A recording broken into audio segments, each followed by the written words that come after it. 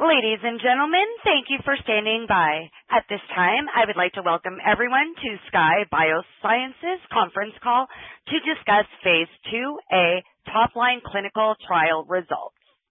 I would now like to turn the conference over to Bernie Hertel, Head of Investor Relations. Please go ahead. Good morning. Before we begin, I'd like to caution that comments made during this conference call will contain forward-looking statements under the Safe Harbor provisions of the U.S. Private Securities Litigation Reform Act of 1995, including statements about Skye's expectations regarding its development activities, timelines, and milestones. Forward-looking statements are subject to risks and uncertainties that could cause actual results to differ materially and adversely, and reported results should not be considered as an indication of future performance. These forward-looking statements speak only as of today's date, and the company undertakes no obligation to revise or update any statements made today. I encourage you to review all the company's filings with the Securities and Exchange Commission concerning these and other matters. I will now pass the call to Skye's CEO, Puneet Dhillon. Good morning, everyone, and thank you for joining us today.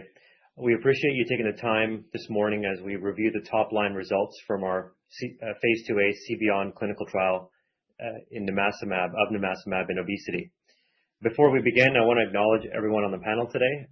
I'm joined by several members of the Skye leadership team, Dr. Puneet Arora, our Chief Medical Officer, Tu Diep, our Chief Operating Officer, and Dr. Chris Twitty, our Chief Scientific Officer.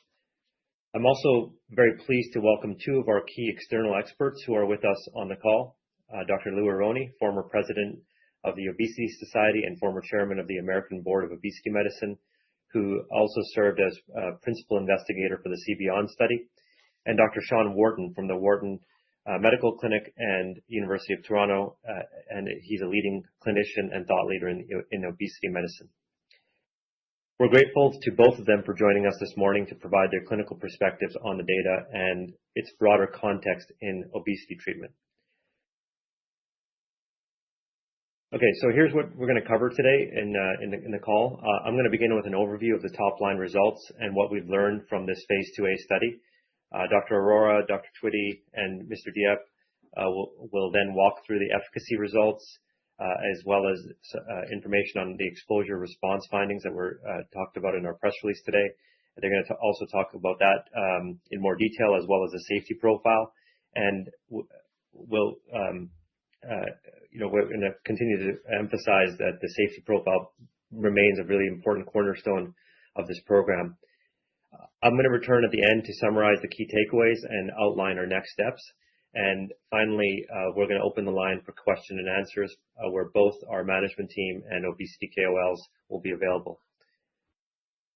Okay, so let's begin with the key results. As stated in our press release this morning, the 200 milligram monotherapy arm did not meet the primary endpoint compared to placebo. In the modified intent to treat population, the least square mean change from baseline was negative 1.5% for nimacimab versus negative 0.3% for placebo. And we acknowledge that outcome directly and transparently. However, we believe we understand the reason for this result. Our PK and exposure response analysis showed lower than expected drug exposure at the 200 milligram dose. In other words, the amount of drug achieved in circulation was lower than predicted from our Phase 1 model, and most participants did not reach the steady state levels. Moreover, both our PK and PD and preclinical data inform us that nimacimab efficacy may be impacted by not only a less than ideal exposure, but also by a selection of a minimally effective dose at the 200 mg weekly dose. It's important to emphasize that some of these insights are still preliminary and partly qualitative. So the full PK modeling and exposure response analysis, which we're working on, and we're also reviewing compliance and dosing. This is going to take additional time, and we'll continue to go over that over the next several weeks. What we can say now, based on the data that's available, is that from a directionality, it's consistent with lower than predicted drug exposures, which is driving the modest monotherapy effect. And the higher dosing is a logical next step really to test this hypothesis further. There's going to be a few things that I want to cover to really set up the call and before I turn it over to my colleagues. So I'm just going to walk through a couple of those things right now. Number one is what we've learned about exposure response and dosing from the CBeyond study. So we've observed a directional exposure response pattern for weight change values clustered more favorably in participants with higher drug exposure. And although these are preliminary results and are descriptive, the consistency of the trend gives us a clear hypothesis to test higher doses. When we overlay these human exposures observed at 200 mg dose onto our preclinical DIO model, they align closely with the lower exposure ranges in mice, which produced relatively minimal weight loss. This translation gives us confidence that higher dosing and therefore higher exposure could yield increasing efficacy while remaining within the safety and tolerability limits.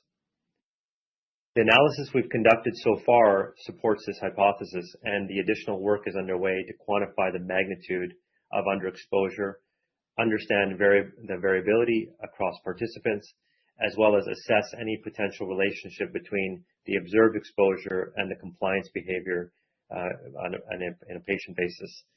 Importantly, these are analyses that are now being performed using the final PK data set from the study, and they're going to help refine our dose selection model ahead of any potential future trial. So in simple terms, we believe we were on the ascending portion of the exposure response curve, and any potential future trials will be designed to reach that active part of the curve. Okay, number two is the moving to the kind of the encouraging combination results. In the combination arm, we observed a clinically meaningful additional weight loss, approximately negative 14.3% at 26 weeks compared to negative 10.8% for semaglutide alone in the per protocol patient population. Importantly, no weight loss plateau was observed at week 26, indicating potential for additional weight loss, which we're evaluating further in the 26-week extension study. The responder profile was also encouraging. The per protocol analysis, based on per protocol analysis, 100% of participants achieved at least 5% weight loss, and 2/3 achieved at least 10%. And we believe that is a clinically interpretable signal that supports further combination development. The question this data raises, and something we've discussed internally, is how can the same 200 mg dose show a modest activity alone, but stronger results in combination? And we believe the simplest answer at the moment, based on the data that we have, is rooted in the biology of these two distinct pathways. So mechanistically, the two pathways are complementary. Semaglutide acts through central and gastric mechanisms, while nimacimab modulates peripheral metabolic and lipid processes. Even at the suboptimal exposure, the peripheral CB1 inhibition appeared to be sufficient to add to the semaglutide effect. And this combination result is both biologically and directionally consistent with what we've observed preclinically, where nimacimab has produced a dose-dependent and additive effect with incretins in our DIO models. So to be clear, the combination effect was nominally statistically significant on a descriptive basis, but given the small size of the exploratory cohort, we're treating it appropriately as hypothesis generating. And nonetheless, when we look at the data, the 3.5% incremental delta at 26 weeks is both clinically meaningful and consistent with what we would expect mechanistically. The third point is safety. This is the foundation for dosing higher. So at the tested exposures, nimacimab showed a favorable safety and tolerability profile. As a monotherapy, its adverse event profile was similar to placebo, and in combination, it did not increase the GI side effects relative to semaglutide alone. There was no nimacimab-associated neuropsychiatric adverse events reported, and we've looked into a few cases of the vomiting reported in the combination arm. This doesn't appear to be a signal. To put that into context, those data reflect a very small number of events, and when examining the overall GI adverse event profile, there is no meaningful difference between the combination and the semaglutide alone arms. So the broader takeaway is that that nimacimab did not increase GI burden at the 200 mg dose, and that remains one of its most important potential differentiating features. We believe this clean profile is meaningful because it's potentially differentiating nimacimab from prior CB1 approaches, which were limited by the central nervous system effects. And we spent time discussing this ahead of today's call, and it'll be fair by some to note that the 200 mg dose was likely underexposed, and that's precisely why any potential future trial will test higher doses to fully characterize that exposure-safety relationship.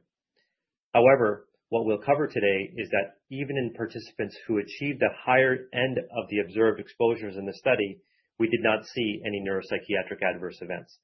And there's been a completely clean 200 mg starting point, which is, we believe, a strong foundation to build from. And it really enables us to escalate the dosing safely and systematically in any potential future trial.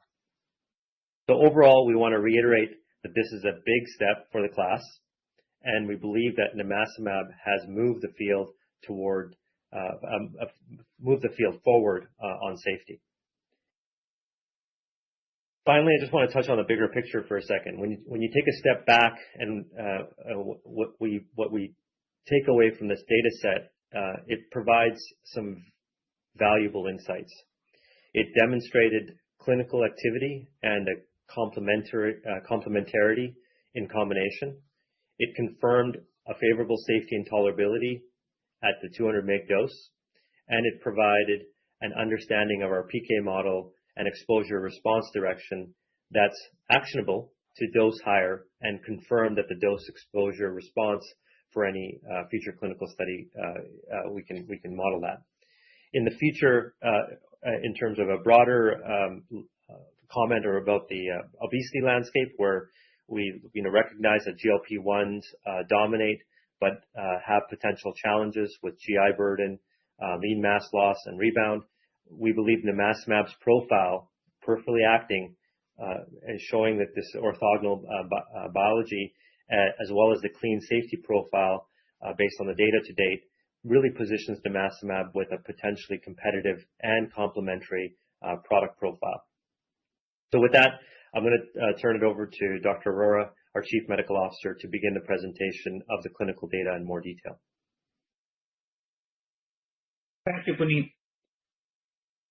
I'm going to start today with a quick overview of CBeyond, Skye's phase 2A study to assess the safety, PK, and efficacy of nimacimab, both alone and in combination with semaglutide.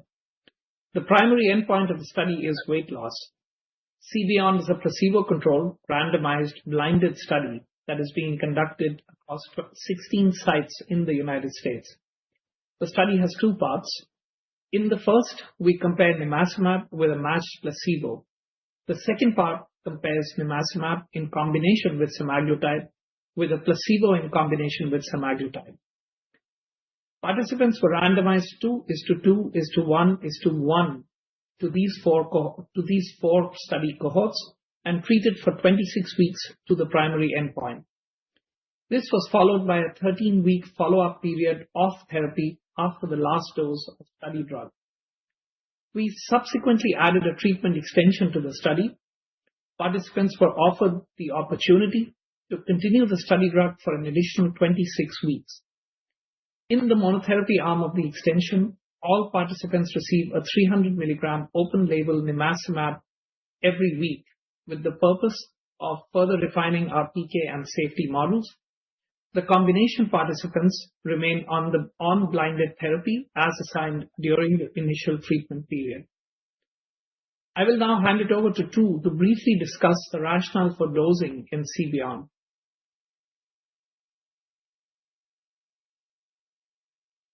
Thanks, Puneet. I wanted to take this opportunity to provide a historical perspective on how and why we chose the 200 milligram once-weekly dose for the CBeyond study. As a reminder, when we acquired nimacimab from Bird Rock Bio, we were fortunate enough to have data from a completed phase 1 SAD-MAD study in healthy volunteers and NAFLD participants, as well as a phase 1 biodistribution study that compared IV versus subcutaneous dosing. From that, we developed a pharmacokinetic model from these studies that established our basis for two key things. First, that nimacimab as a peripherally restricted monoclonal antibody should not enter the brain in significant amounts, and as such, should be safe and not result in the serious neuropsychiatric adverse events that have plagued this class of drugs for decades. Second, a 200 milligram once weekly dose should significantly accumulate enough drug in the periphery over time and reach a steady state between 14 to 16 weeks such that we would expect weight loss at this dose. Importantly, I want to point out the amount of drug that we would have expected at 16 weeks of dosing that you see here in the slide. That is 83 micrograms per ml at the C trough, which is highlighted here. The significance of this value is important as we walk through the CBeyond data, especially when Dr. Chris Twitty highlights what we learned from the PK, the actual PK exposures from the participants in CBeyond. However, with these critical learnings, combined with the additional data from the CBeyond study to further refine our PK model, we certainly are more confident in the dose ranging strategy for future potential studies with nimacimab. I'll hand it back over to Puneet to go over the remaining top-line data review. Thanks, Drew. Moving on to top-line data from the primary analysis of the study. This is a look at the key data sets. The MITT, or Modified Intention to Treat subset, has all participants who were randomized and received any study drug. Study participants are classified by the treatment they actually received. This is significant because 7 participants early in the study were randomized to monotherapy based on an erroneous instruction which led them to be treated with semaglutide as well, similar to combination participants. These 7 participants were then allowed to continue semaglutide throughout the study and are therefore classified as combination arm participants. The per protocol subset includes all participants that adhered to the protocol, as they completed 26 weeks of treatment with adequate compliance and did not have a major deviation that affected study results. A treatment policy strategy was used to handle data. All observations were used in the analysis without adjustment. This is an overview of the data we will be reviewing today.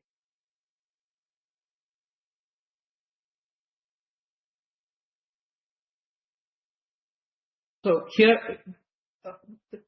yes, we can go back to the last slide a moment. Yes, so no explicit imputation for missing observations was performed. Right? Let's move on.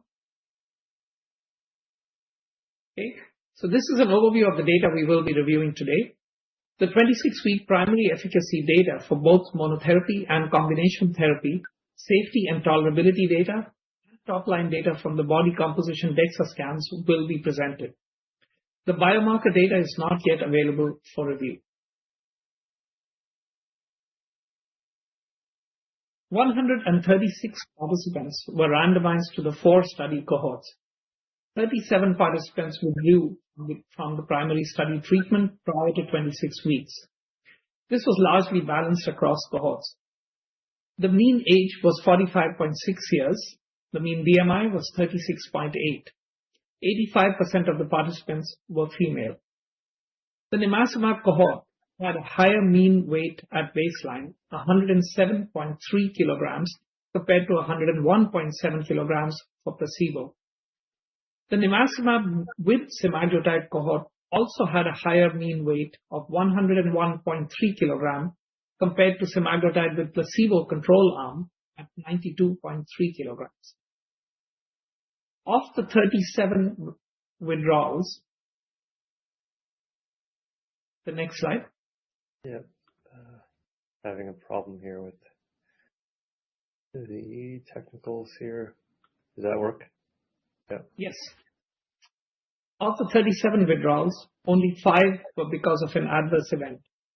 20 withdrawal by participant included those that started another weight loss medication, withdrew because of life events like moves and jobs, or withdrew because of lack of weight loss. The primary endpoint of weight loss with nimacimab versus placebo was not met. The placebo-adjusted weight loss at 26 weeks was 1.26%.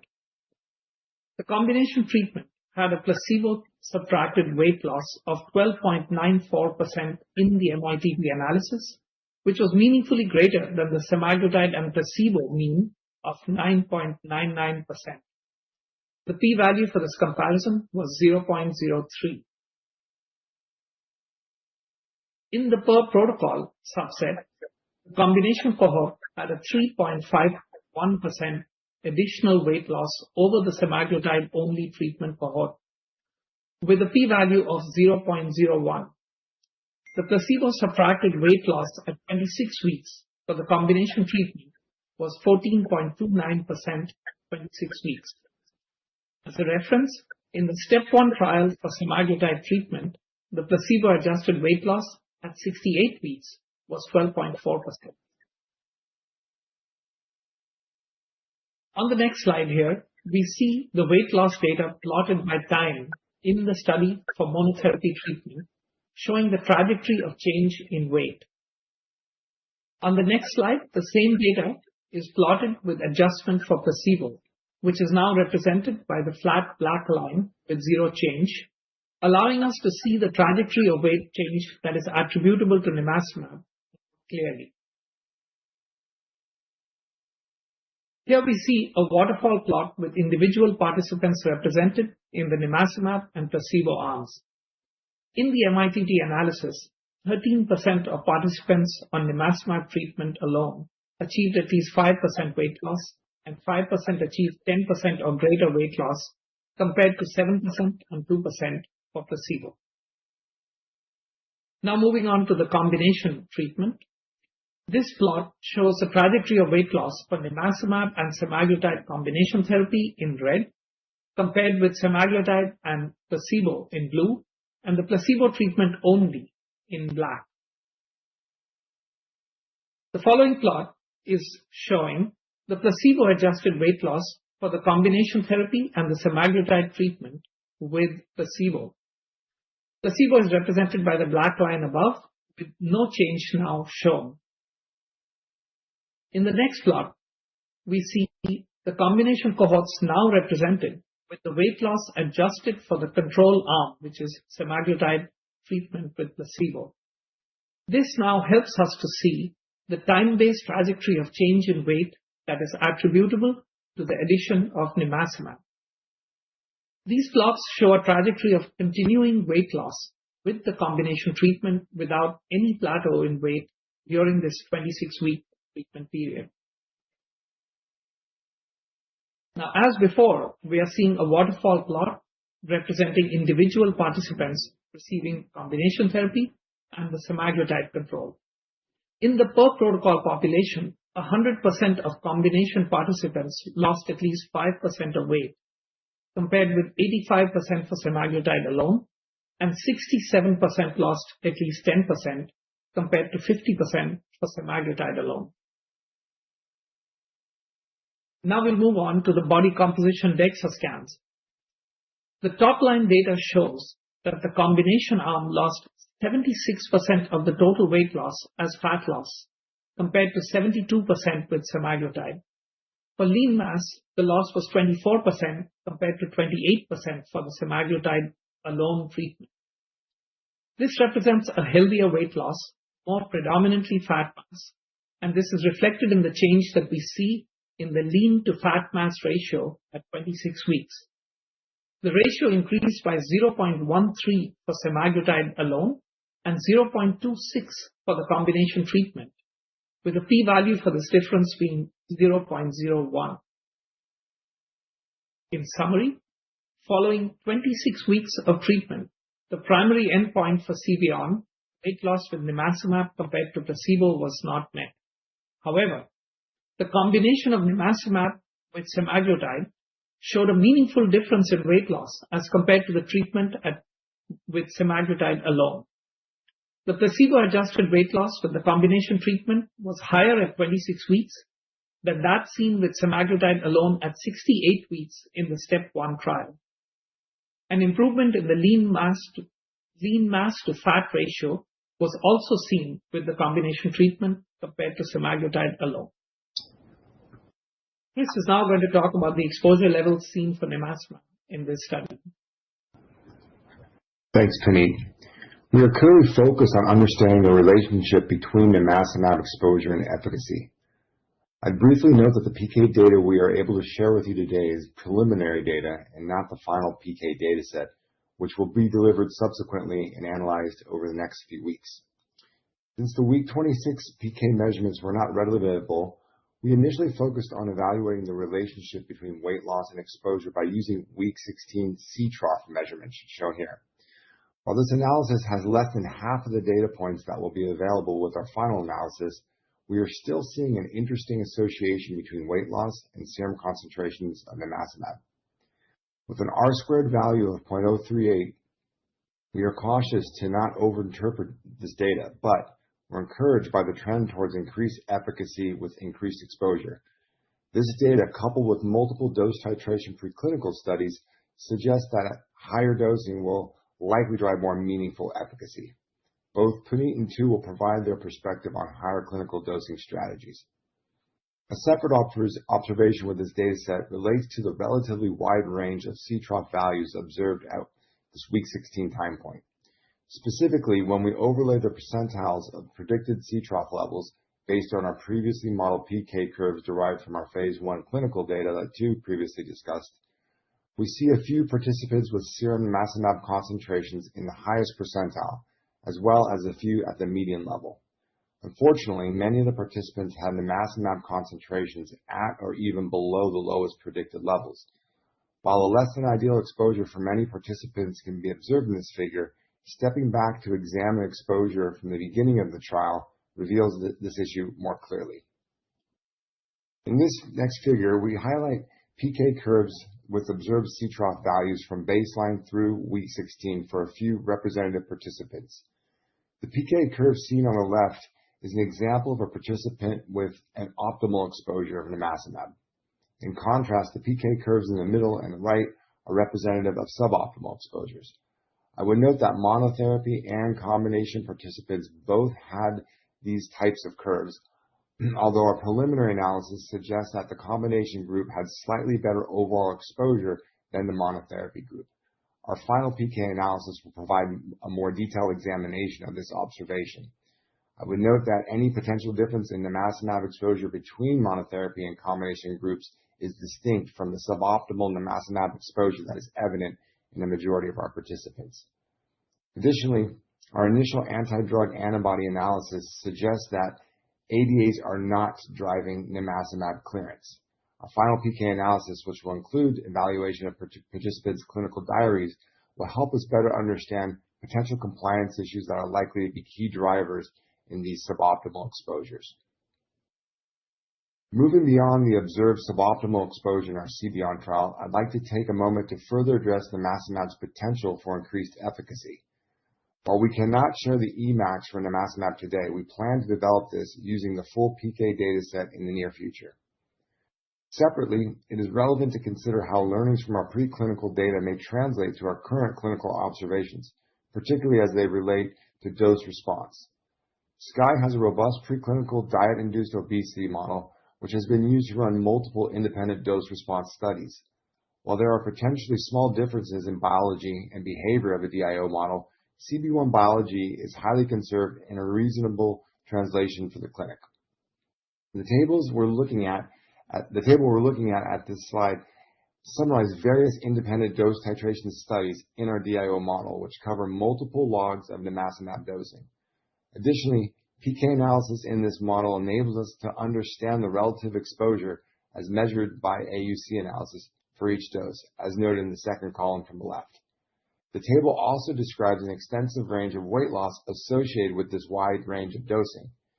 Using preliminary AUC modeling to calculate the average week 26 clinical exposure allows us to translate the CBeyond dosing to a corresponding preclinical dose at the end of the dose titration curve. This is at the low end of the dose titration curve. This is indicated to the right of the table with the arrow.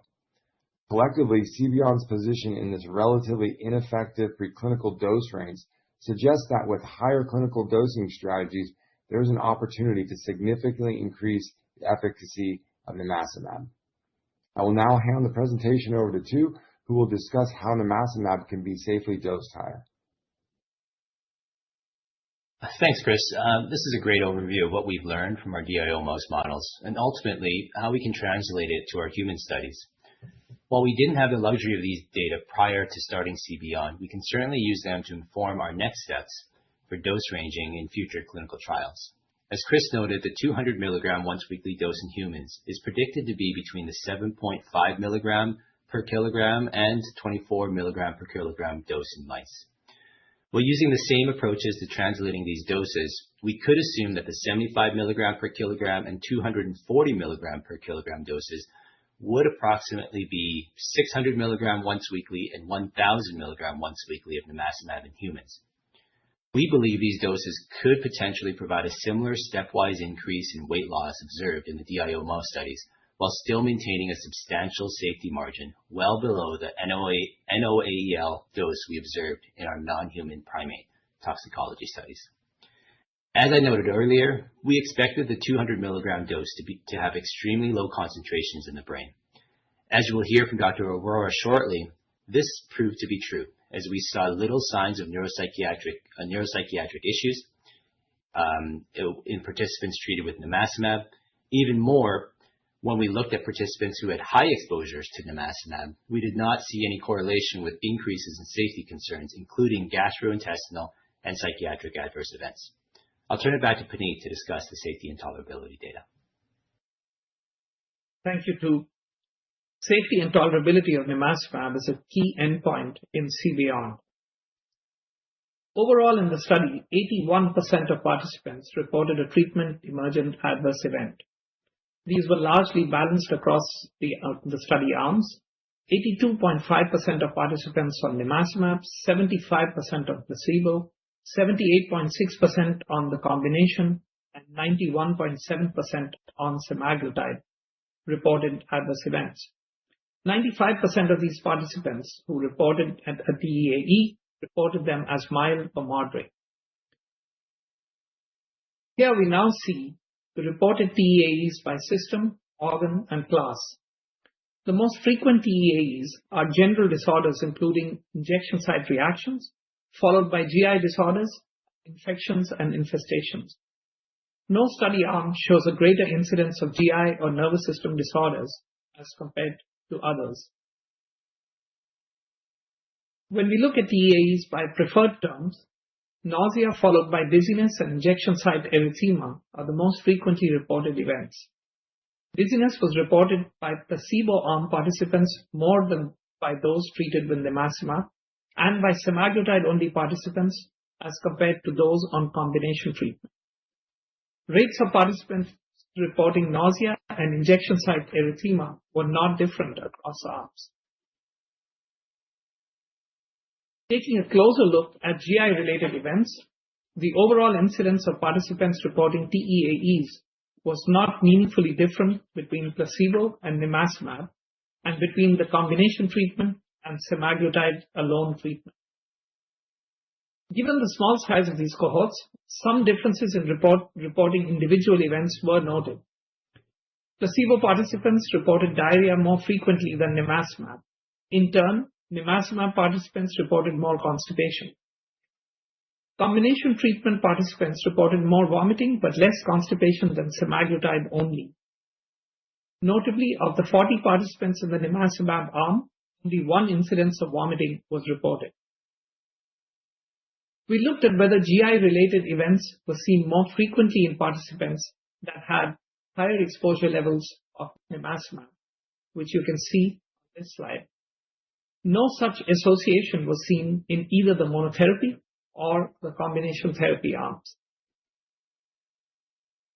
Finally, let's take a look at psychiatric disorders. Only 4 patients in the study reported 5 events that were classified as psychiatric-related disorders. There were 3 reports of insomnia, 1 of anxiety, 1 of depression that were recorded. The patient with depression was reported from a low PHQ-9 score on a single visit and did not report any symptoms. Only one of these cases, particularly of 1 incidence of insomnia, was in a nimacimab treated study arm. In summary, nimacimab at the tested dose of 200 milligrams every week appeared to be tolerable and safe, both as a monotherapy and in combination with semaglutide. GI-related events were not significantly different with combination treatment compared to semaglutide and as monotherapy compared to placebo. Neuropsychiatric events of significance were not reported with nimacimab treatment. Thank you. Over to you, Puneet. Thank you, Dr. Arora. Okay, so let me close by summarizing what this data tells us and how it positions Skye moving forward. First of all, the key learning from this data is that at the 200 mg weekly dose, we confirmed that drug exposure was lower than expected based on our preliminary pharmacokinetic data, and we believe that was why the efficacy was limited. Importantly, this data tells us how to potentially improve, dose higher, reach therapeutic exposures, and confirm the exposure-response relationship in a future study. We also recognize that while the 200 mg dose produced a clean safety profile, this is at an underexposed dose. So that's kind of, for us, is the right problem to have. It gives us room to move forward safely, as Tu's articulated. And in the context of dose optimization, we see the current safety findings as a strong starting point and supporting our regulatory strategy rather than any limitation. The combination arm, meanwhile, delivered what we hope to see, a clinically meaningful magnitude of added weight loss versus semaglutide alone, and an improvement in body composition with no additional safety burden. So when you put this data in context of the broader obesity landscape, there are 3 points that I'd like to highlight that matter strategically in today's overall obesity medicine environment. First, this is clearly an orthogonal add-on without the extra GI burden. In a market that's dominated by GLP-1s, where we believe GI tolerability and discontinuation are real constraints for weight loss and management, the combination of nimacimab and semaglutide delivered a clinically meaningful incremental benefit without adding any GI side effects and with no neuropsychiatric events at the tested exposures. That supports nimacimab as a potentially clean, orthogonal enhancer, not a competing incretin. And this is differentiated from tirzepatide as a combination of the GLP-1 GIP and clearly differentiated from semaglutide alone, as Dr. Arora pointed to the step 1 data. Second, body composition matters. Our DEXA data show a favorable lean to fat mass ratio improvement in the combination arm versus semaglutide alone at 26 weeks, and this is consistent with a healthier pattern of weight reduction. As the field increasingly focuses on lean mass preservation, we believe this could be a differentiating signal. And third, this is an actionable dose insight, and it's giving us a clear path forward. The monotherapy data, though unexpected, yields powerful insight into our clinical development plan for nimacimab, which we already considered the need for a dose-ranging study.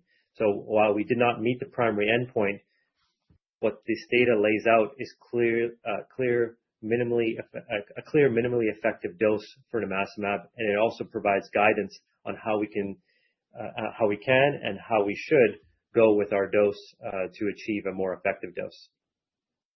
So our path forward and what comes next, just want to kind of give you a kind of overview of how we move forward from here. The ongoing extension study is already evaluating a 300 mg dose, which should give us additional PK dose exposure data point, as well as an efficacy data point in the first quarter of 2026. We are currently completing additional PK analysis to determine the appropriate next doses for evaluation, and we're evaluating the most efficient path to understand the dose and exposure response with more data. One additional consideration, which we've been already alluding to in our development path and our development plan, is exploring a dose-ranging combination-focused trial pending additional capital. And our toxicology margins and clean safety profile observed at 200 mg give us the flexibility to move up safely and systematically. The upper end of dosing, as is talked about today, will ultimately be guided by our PK modeling, the CMC feasibility, and the commercial kind of design parameters.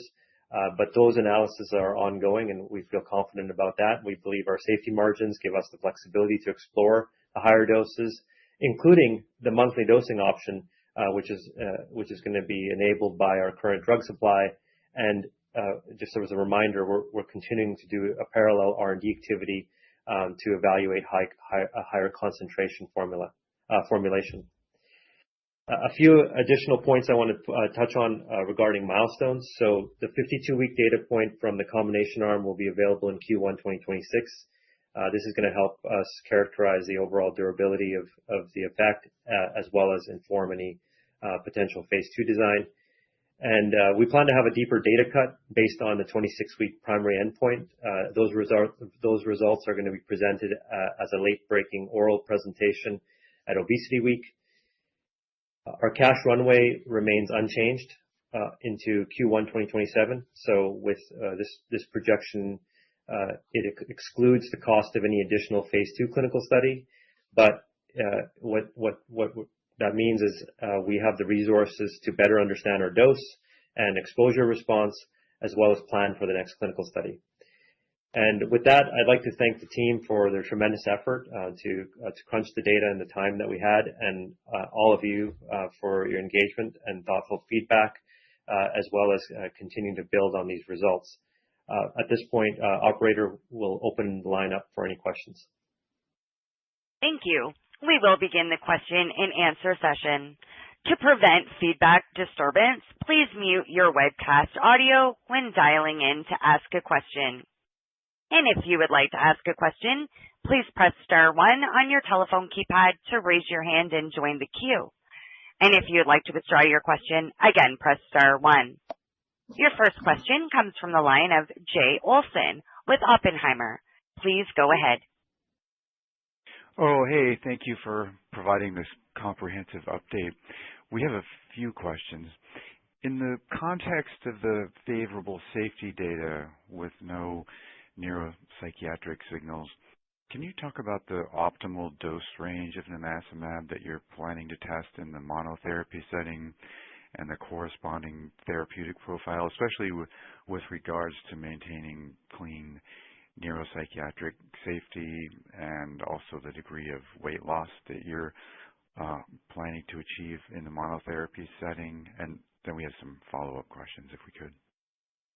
Yeah, Jay, thanks for that question. Clearly this is a very important data point that you're pointing to. We believe, this is from the clinical trial perspective, this is the first study to really help de-risk the CB1 safety in the clinic, and that's been a major historical overhang. So we've, I think, had a big kind of contribution there from moving that whole field forward from that perspective. In terms of doses that we're considering, Tu's talked about that in his remarks. So, Tu, do you want to elaborate on that again? Sure. Hey, Jay, thanks for the question. As I highlighted earlier, we're really taking all the learnings that we have both from this clinical trial as well as the DIO studies. And as I pointed out from the previous slides, we think that in terms of an exposure perspective, we're probably looking at at least a half log higher dose than a 200 milligram dose. So that's probably a 600 milligram once weekly dose. And we could go as high as 1,000 milligrams as well. From a safety margin perspective, we've looked at that. We've looked at our non-human primate studies where the NOEL dose was about 75 milligrams per kilogram. So from allometric scaling perspective and exposure perspective, when we've modeled this, we are actually still well below that exposure. So we're still quite comfortable with dosing higher. Still quite comfortable that even at those, I guess, relatively significantly higher doses, we're still going to stay within the safety margins where we wouldn't expect any neuropsychiatric adverse events. Okay, understood. And then can you comment on the clinical meaningfulness of the semaglutide plus nimacimab weight loss you observed, and would you expect those synergistic effects to be even greater with higher doses of nimacimab? And then we have one more question, if we could, please.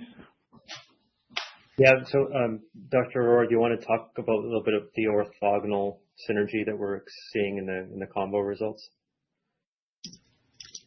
So, Jay, thank you for that question. I do want to say that I'm personally really pleased to see the additional effect that we are seeing, which I think is very significant, especially in light of the trajectory of weight loss that we are seeing along with it. I think the key thing here is that these mechanisms are complementary. The GLP-1 incretin mechanism for weight loss seems to predominantly work through its central action, and a lot of what you see with the incretins is a reduction in appetite, whereas what you're seeing with the CB1 pathway and with nimacimab is a lot of peripheral action, which works on counter-regulatory mechanisms and changing metabolism in key organs that are related to metabolism in the periphery. And these two are essentially coming together here in a way where we are seeing a dose that may be suboptimal as a monotherapy for nimacimab, still potentiating the effect of semaglutide in what appears to be a fairly significant manner in adding weight loss. And so that's really what we are seeing here. So I think the complementary nature of the mechanisms is really important, and I'm sure that Drs. Wharton and Aroni will have something to say about that too as we go along. Yeah, I mean that's a good segue. I think Dr. Aroni, had a chance to talk about that with us. Maybe you can share your perspective, Dr. Aroni. Sure. One of the key things I want to point out is that if you look at these results, results with tirzepatide, where when you look at the effect of GIP infusion in humans, it causes weight gain. But when you add it to GLP-1, you get much greater weight loss. You get 50%, at least 50% more weight loss. So there are unusual things that are going on in the background that we do not yet understand. So the result that we see today is entirely plausible to me, and it's very exciting. The other thing that's exciting is when we look at the trajectory of the weight loss. It seems to be accelerating towards the end. Does that mean that this is just a more gradual effect and it's just beginning to pick up steam? When you look at the magnitude, adding these together, I could imagine a result that is in the ballpark of tirzepatide over 68, 72 weeks. I think that is entirely plausible based on what we're seeing right now. Thanks, Dr. Aroni. Great, thank you. Great, and also very quickly, what we're also maybe seeing is that if you look at some of those waterfall plots, there's always people who do not respond to these medications. Here we're seeing that we may be able to grab those people who didn't respond and push them into a response rate. You see, there was always some that are gaining a little bit of weight on the monotherapy, but then when you add in, you may start to see them losing weight. We may even start to see difference in the mechanism in terms of maintenance, the ability to maintain these medications. Someone stops medication for a week or 2 weeks, goes on vacation, or whatever the case is. There seems to be some ability to maintain the weight loss during that time frame before they restart the actual medication. So this combination therapy, which we don't exactly know how they all work. We don't know how GLP-1 and glucagon, GLP-1 and GIP work and why they're making this synergistic action. But it's happening, and it certainly is a positive thing. You could see people wanting to actually potentially have this combination effect to get greater benefit. Your next question comes from the line of Michael DeFiore with Evercore ISI. Please go ahead. Hi, guys. Thanks so much for such a comprehensive overview and for taking my question. Just two for me. I was wondering, could the nimacimab construct just be too big, such that, could it be a situation where perivascular sinks trap the antibody and limit distribution to key tissues? And if that were true, would increasing the dose yield any more significant results? And I have a follow-up. Yeah, so it's a great question. I think, Chris, you should take that one. And I think, Chris, if you don't mind also maybe also elaborating here that this is truly a peripheral-driven response that we've seen now in terms of the efficacy. So I think it's worth mentioning there in terms of this debate that's constantly been had about the central engagement being a factor for weight loss. Here, we're seeing that activity, but I think the compartmental question that Michael's asking is the first point. Right. Yeah. Amar, thanks for that question. Yeah, it's certainly an interesting question, one that we've been thinking about for some time now.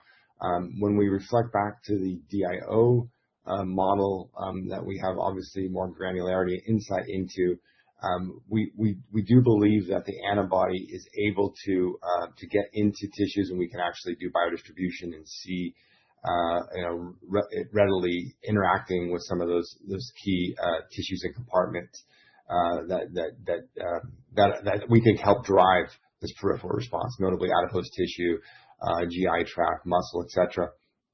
Also noting that it does get out of the brain. Now, translating that to the human can represent some challenges and have potentially different biology.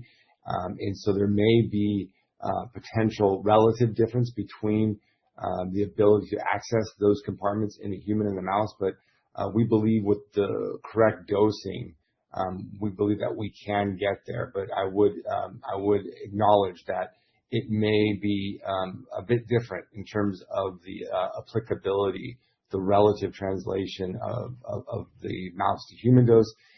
There may be a coefficient that requires potentially doubling or more than the preclinical dose. So a fair question, but ultimately we believe that we can get there and demonstrate more efficacy with a higher dose. And we believe that the CBeyond clinical dose is really at the earliest point of that efficacy curve with the current 200 milligram flat dosing. But a fair question, and one that we'll answer succinctly in upcoming trials. Thank you, Chris. And just a follow-up question to that. I remember seeing in one of your preclinical posters that the DIO mouse first received kind of an induction dose of nimacimab of 240 mg per kg for 3 days, but then switched to 75 milligram.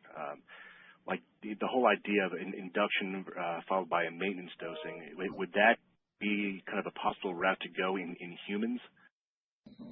Yes, it's a great catch and something we're certainly looking at preclinically and considering clinically. And one of the keys, if you recall the slide before this, when we're looking at some of the individual PK profiles, one of the keys that we think may be relevant, actually ties somewhat into Dr. Roney's comment, is this antibody is different than a small molecule in many ways, but notably the time it takes to get to an equilibrium dose may be really important. And so we're investigating strategies to try to compress that time frame and allow for a more meaningful exposure in a shorter time period that can ultimately start making those productive metabolic changes and yield weight loss, as opposed to a bit more of the delayed kinetics we witnessed in this trial. So that idea of a load phase initially is certainly one approach and one that we're considering. Got it. And if I could just squeeze one last one in. Obviously, you guys are going to have the extension trial data in 1Q next year, but in terms of additional news flow that'll help get the stock moving again, will these different additional PK analyses and possibly phase 2 trials, will that data be available next year, or is that something more of a 2027 type of event? Yeah, so I'll take that one, Mike. We're obviously looking at things that we can do efficiently to understand this dose exposure response with more data. There's a deeper dive that we still need to do ahead of the Obesity Week presentation that we have. So we'll have more data to share there. We have the ongoing clinical trial, as you've alluded to. So we're evaluating opportunities that we have with the existing CBeyond study. But the additional data points that we have already planned for are intact. 52-week data on the combination in Q1. The 300 mg dose continues to inform our PK modeling. So those will be available shortly. The other thing that we're looking at further is the durability of the response in the follow-up period. So there's that piece that we're going to have hopefully later this year as well. Okay, thanks so much, Puneet. Your next question comes from the line of Kristen Kluska with Cantor Fitzgerald. Please go ahead. Hi, good morning, everybody. Thanks for taking the question. On the exposure for the monotherapy arm, do you have any initial thoughts as to why the exposure levels were scattered? And then do you think that potentially on the combination arm, these patients may have had better compliance taking all their injections since we're seeing weight loss given the arm also had SEMA as well? Yeah, thanks, Kristen. It's a really important question, and I'll let Chris talk about it in the context of the initial modeling that he's built out based on 16 weeks of data. Yeah, thanks for that question, Chris. It does appear that we have a certain skew that's evident in this C-trough weight loss association curves here that we can readily see. Many of the patients in that really low quartile, even beyond the fifth percentage, there's certainly patients that are just very low in terms of those concentrations. And the slide after that we were just looking at also clearly demonstrates this sort of PK curve that is frankly a bit concerning, whereby a majority of the patients unfortunately have that suboptimal type of a PK profile. And so when thinking about this, our initial thought was, could there be some type of clearance issue that might be driven through something like ADA, for example, and the anti-drug antibody analysis we've looked at, which is still preliminary and won't be final until we release our final PK data sets. But the initial data sets suggest this is likely not to be a player, very minimal, very much in line with the phase 1 data. So outside of that, we're really focusing now and trying to understand better the simple compliance, which can be anything from patients missing some of those doses at home or potentially even misdosing one of the injections. And if that happens over a few weeks, you can start to see PK profiles similar to those on the right. So it is something that we've certainly are appreciating, and we're considering different strategies to mitigate that type of compliance issue. Dr. Aroney and Dr. Wharton have suggested some ideas, and our own internal team has thought about those as well, so we can address those in future trials. But it's a fair question for sure. Okay. Are there patient diaries or anything that you can reference to kind of line up with some of these week by week data to see if there's something you can further gather from that? Yeah, absolutely. That'll be part of the analysis. So the diaries are being interrogated, and we're looking closely at matching diaries with some of the PK data. There's other approaches too that we can take from purely with the concept that blood doesn't lie.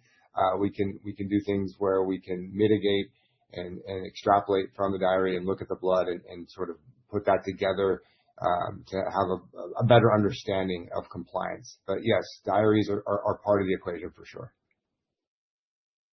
Okay, and then other than sorry, please. Wharton here. Yeah, maybe I can comment on that too. We're seeing this type of problem in many studies that we're having now. For some reason, the GLP-1, the weight management studies, exposures are not in line with what the doses that are actually given.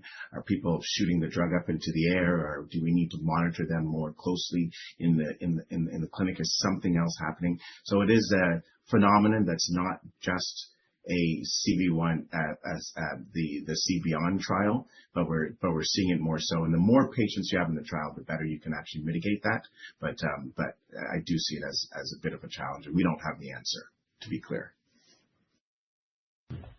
Okay, thank you for that. And then just other than exposure levels, was there any other correlation you can make between the patients that responded the best to the therapy at the 26 levels? Thanks again.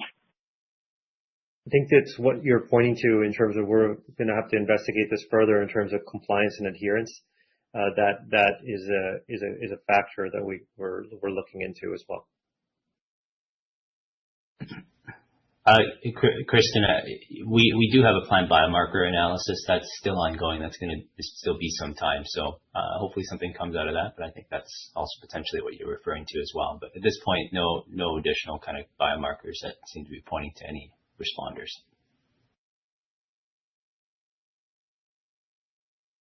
Your next question comes from the line of Andy Shea with William Blair. Please go ahead. Thanks for taking our question. So going back to some of the comments made by Chris, I'm curious for the design of nimacimab. Can you remind us the Fc receptor binding activity as a potential explanation for some of the exposure that you're seeing? Second part of the question is on slide, I believe this is 23, basically association weight loss and exposure. There's the IC90 value, which is basically slightly below 20 micrograms per ml. Just trying to get your thinking in terms of how much higher than IC90 you need to derive additional weight loss there. So any sort of clarification on that front would be much appreciated. And then lastly, I'm curious, just when you juxtapose the step 1 study, it seems like in this trial, the CBeyond, Wegovy outperformed versus step 1 a little bit, maybe 1 or 2% at week 24. But I'm curious if there's any sort of explanation for that. Thank you so much. So, Chris, you want to take the first 2 questions, and if you want me to move to the PK modeling slide on slide 7, I can do that as well. And then Dr. Roney, maybe we can take the third question on the step 1 comparison. Sure. Thanks for the question, Andy. In terms of the antibody structure, the IgG4 comment, the FC region of the antibody being IgG4, one of the things that we've looked at is the potential for, we do have a 22-day half-life. We've seen that very consistently now in multiple trials.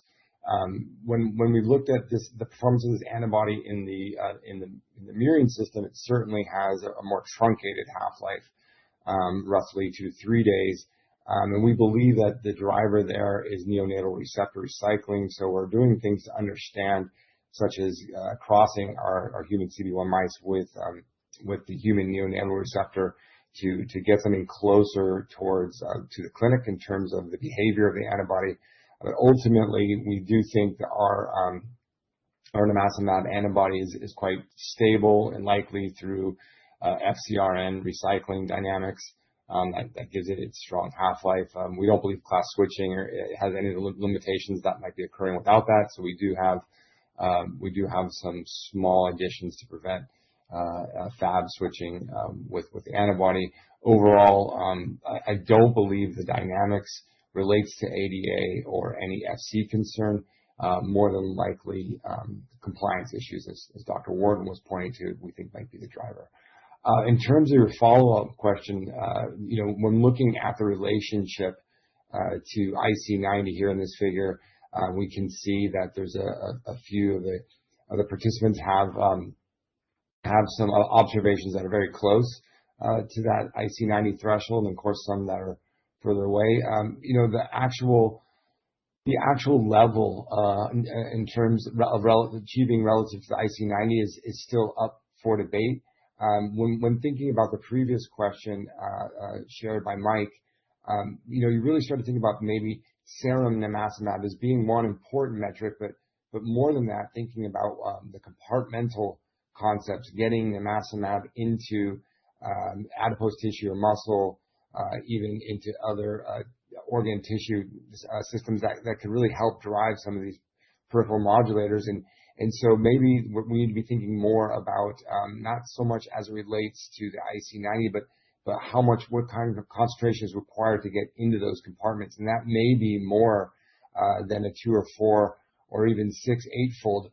It may be something that's beyond that. And that's sort of one of the rationales we're thinking about as we look to a potential 600 milligram weekly dose. That would be high enough to really clear that IC90 in a meaningful way in the blood, but maybe give us something more in line with the concentration in the various compartments. So something we're actively looking at, Andy, and a great question. So I forgot that we have both important authors on both the tirzepatide paper and the Step 1 paper on the panel today. So maybe, Sean, you should take the question on the Step 1 question that Andy asked. Yeah, so very quick answer to you, Andy. That was a good question.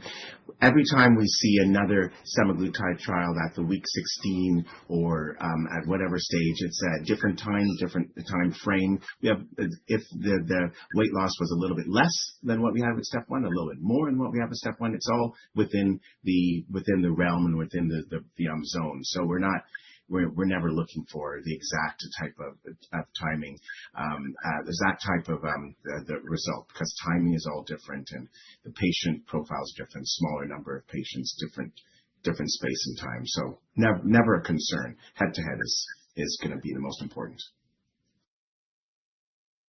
Do you mind if I squeeze one more question in? Go for it. Thanks, Andy. Sure. So for slide 17, basically this is the waterfall plot. You do see some, I would call maybe super responders on a nimacimab arm, maybe 2 or 3. I am curious, for those, really deep responders, where would you find them in the exposure weight loss plot in slide 23? Yeah, I don't think we have that detail at the moment based on the preliminary data, but that is obviously a good observation.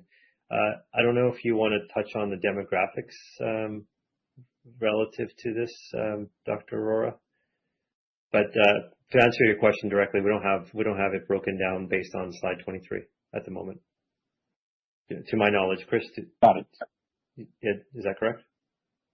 Yeah, the preliminary data set that we had to build out the PK analysis we're showing today had many patients that were not, the data was not there for week 26 yet. So we're getting that shortly, and we'll be updating the PK analysis to answer Andy's question directly. We do see a trend in the week 16 that potentially would answer that, but I don't want to speak out of school. I see. Got it. Thank you so much. Your next question comes from the line of Albert Lowe with Craig-Hallum. Please go ahead. Hey guys, I was wondering, you mentioned these potential for 600 to 1,000 once weekly, and maybe connected to this potential compliance issues around administration. Can you mention, are these pre-filled syringes that are being used here, and maybe similarly for these higher doses, whether there will be perhaps an injection burden here, and maybe the status of this new formulation work? Yeah, that's a great question. Do you want to walk through that and like what our CMC plan is for the next trial? Yeah, sure. Thanks for the question, Andy. Yeah, so to quickly answer your question, correct. These were the CBeyond study was the drug was formulated in pre-filled syringes, concentrated at 100 milligram per ml, and filled to 1 ml. So in order for us to get to the 200 milligram dose, patients were asked to inject 2 pre-filled syringes. In the future, to get to the higher doses, yeah, we're certainly very aware of any potential injection burden, tolerability issues as it relates to injection. However, we're quite confident there's actually a lot of solutions out there for higher volume injections and higher volumes of subcutaneous infusions, whether it's from a formulation perspective or from a device delivery perspective. And there's lots of options out there that we have considered. We've already been working on even prior to this data readout. So, we're confident that there's going to be solutions for us to easily and tolerably deliver higher volume doses to these patients. Yeah, and it's going to be in line with it's going to be in line with existing formats that we're already seeing in the AOM landscape. Okay. Do you still plan to, I guess, this new dose ranging study potentially started next year?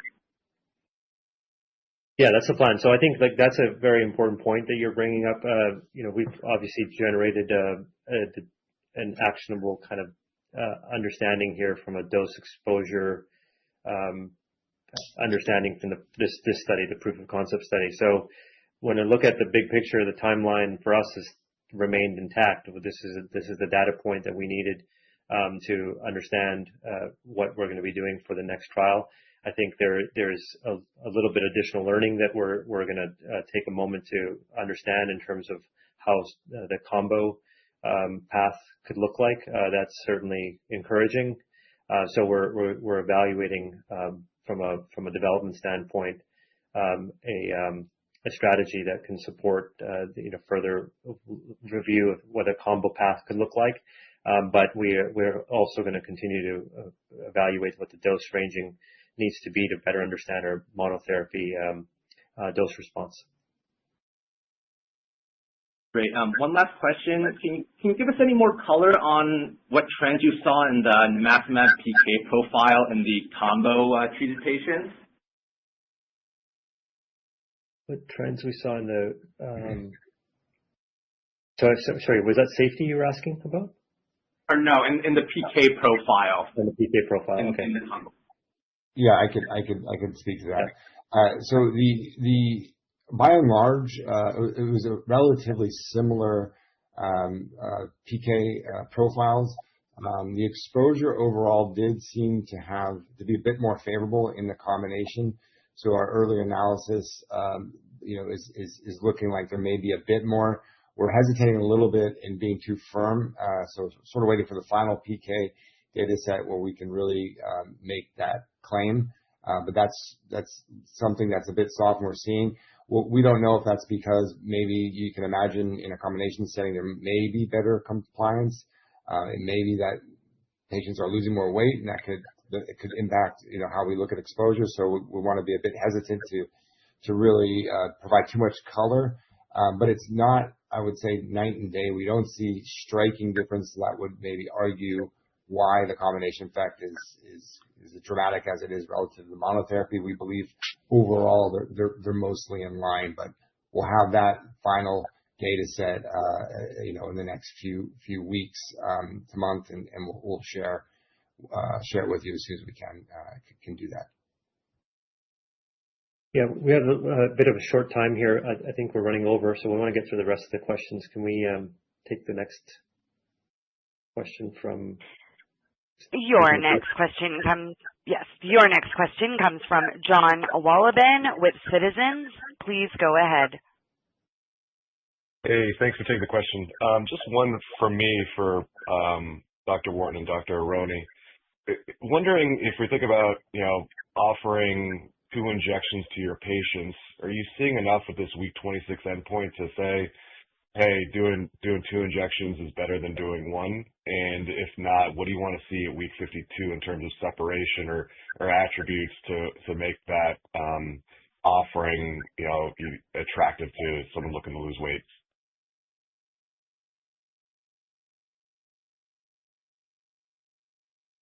I think I'm mute, Lou. You were going to go ahead. So I think that when this would be commercialized, it would be 1 injection. And if you look at what we're seeing in the trials that we're doing right now, in my opinion, the big winner is going to be a lower dose of a GLP-1 plus another drug that enhances the weight loss but doesn't have the GI and other side effect profile. And we're seeing that. So a lower dose of GLP-1 plus something else that's giving greater weight loss, I think that that will be a very popular strategy, and it will be given as a single injection, not asking people to take 2 injections. The second thing, I mean, as far as the trial, a simple way to overcome the possibility that people aren't injecting themselves is to have them come in and in a small study, give them the injection to see what happens. So doing a PK study where you're actually injecting people. So there are ways to solve these riddles right now. We should be able to figure this out by next year. Yeah, I think as well here, what people are looking to do is to find out about the body mass composition changes. Can we get better? Can we get better if we stop the medication for a period of time? If you're off for a week or 2 weeks or a month, can you still stay on track, not lose lean body mass, not regain weight? Can you not get that side effect profile? So the CB1 antagonist from back in the early 2000s showed remarkable efficacy and real great positivity, visceral adiposity loss. So this idea that we want to get back to all those positive aspects is still there. We just want it without the side effect profile. And right now we didn't see any side effect profile. So it's truly staying in the peripheral area, not going up into the brain. And so I think that we're seeing a really, that's the positive aspect. If we can get that and we can get the weight loss, that'll be great. And that would be the combination. Got it. Helpful color. Thank you. Your next question comes from the line of Ananda Ghosh with H.C. Wainwright. Please go ahead. Yeah, hi, guys. Thanks for the opportunity. I have 2 questions. One is, given the suboptimal exposure of nimacimab, one still sees an additive effect if not synergistic. How does it fit with the overall MOA of the drug? And a close follow-up would be for Dr. Roney. How significant is the lean mass data when you are thinking about with respect to the current landscape? Thanks, Ananda. Dr. Arora, you want to just talk about the synergistic, or Dr. Roney? I guess you can touch on both aspects if you feel comfortable with that. Sure. I think that as far as synergy, we've seen this now going back 20 years. That there is some type of synergy between certain compounds. The amylin analogs are another example where we have seen some synergy. But when it comes to the cannabinoid antagonists, we have cases of patients who had rimonabant back 20 years ago. And when we lost rimonabant and switched them to GLP-1s, these are people with type 2 diabetes who are on insulin. One of the things that was so interesting is that the GLP-1s didn't substitute for the cannabinoid antagonist. And I'm talking about a small number of patients, a handful, less than 5, but it was really remarkable to me seeing the difference in efficacy profile. The second thing is there is a difference. I mean, we're seeing older patients in particular taking GLP-1s have significant reduction in lean mass and also a feeling of less strength. That's something that every clinician is going to tell you. Maybe not in a 45-year-old man, but in a 60-plus-year-old person, there is a significant difference. So the question is, if we're using a higher dose of this, will we get a better improvement in body composition, which, by the way, we saw with the GLP, with the earlier cannabinoid antagonists. So I'm confident that we get a better result. Got it. Thanks very much. That's okay. Yeah, and adding color to that as well, you guys want to know, will our patients want to take it? Like, do people want to take 2 injections? As Lou said, it'll likely be combination. And even so, people are interested. They're really interested in these answers and will push the envelope. Taking 2 injections, I mean, we didn't think they'd take any injections. They'll take 1, they'll take 2, they're ready to go. So I think that this is something that we have learned about our patients, is that we underestimate how much they're actually willing to do to get the impact that they are looking for, that they want. Got it. Thanks very much, guys. Thank you, Nanda. We have no further questions in our queue at this time. I will now turn it back over for closing comments. All right. Thanks, everybody. Well, obviously, from a proof of concept perspective, that we came away with some real wins from the perspective of really proving that the orthogonal biology works. And thank you for highlighting that, Dr. Aroney and Dr. Wharton. We've also de-risked CB1 safely in the clinic from the initial dose that we've tested. And then we have an actionable kind of a plan here from a dose exposure perspective to evaluate in a subsequent trial. I want to take a moment to thank the team for their tremendous effort. I want to thank the patients and the physicians that have participated in the CB1 trial. And thank you all for your engagement today and your thoughtful feedback. And we'll look forward to providing additional updates later this year. Thanks. Bye-bye. Ladies and gentlemen, this does conclude today's conference call. Thank you for your participation, and you may now disconnect.